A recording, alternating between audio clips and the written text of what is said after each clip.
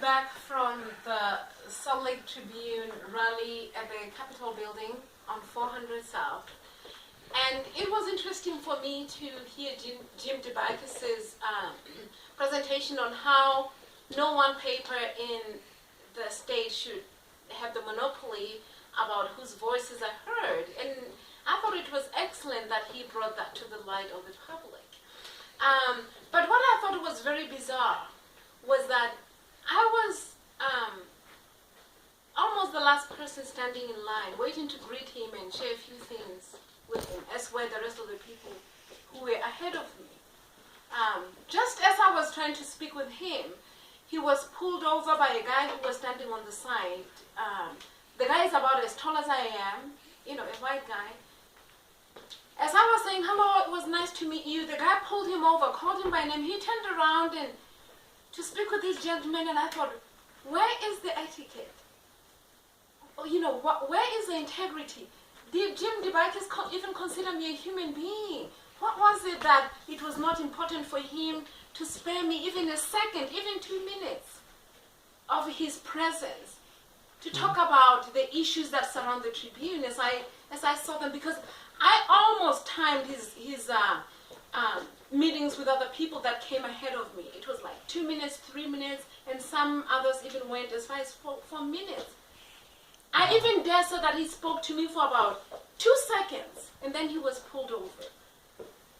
I spoke with the lady from NPR, and I said, doesn't that strike you as strange? A journalist from NPR said, doesn't it strike you as strange that Jim Dabakis would be pulled away from this conversation and that he would allow it? Where is his integrity? And where does he place mine? As a woman of color, as a human being, and as a member of this community. You know, I find it extremely ironic that at this rally, where we are questioning the integrity of the Deseret News, it is at the same rally where I was undermined by the very same person who's trying to alert our attention to how the Deseret News wants to undermine the members of the public.